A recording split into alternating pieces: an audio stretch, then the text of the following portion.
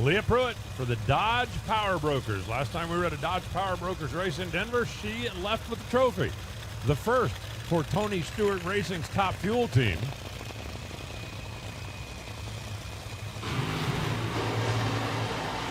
Kind of an interesting dynamic between the two teams that Tony has over there. The funny car team came intact. Crew chief, co-crew chief, car chief, everybody came over. The Top Fuel team, basically Neil Strasbaugh, was the only one that came over from the old team, and they have assembled a pretty good group of guys down there. Takes a little time to build the chemistry when everybody's working on the road, but that's a car that certainly is on the upswing.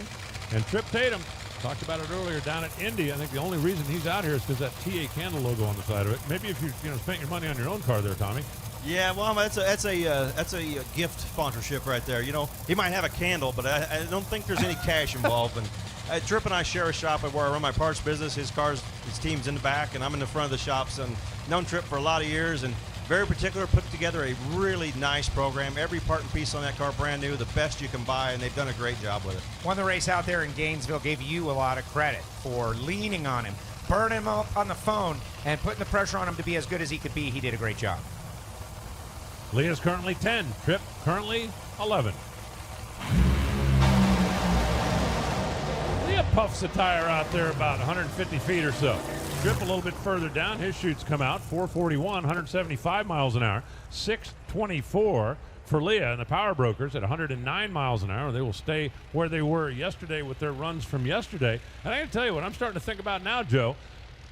If I'm back there in the Pep Boys call-out race, I'm not just trying to qualify. I'm trying to win a whole pile of cash, and I'm looking at the cars going down the racetrack going, okay, now what do I do?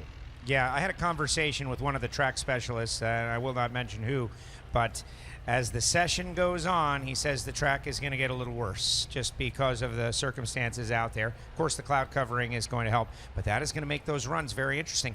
For instance, like, do you get back in it? If you smoke the tires, do you get back in it? If you're racing for $80,000, I think you would, but it's a qualifying run for the U.S. Nationals. Maybe you don't. You want to cause yourself some problems later on in the day. We'll just have to wait and see.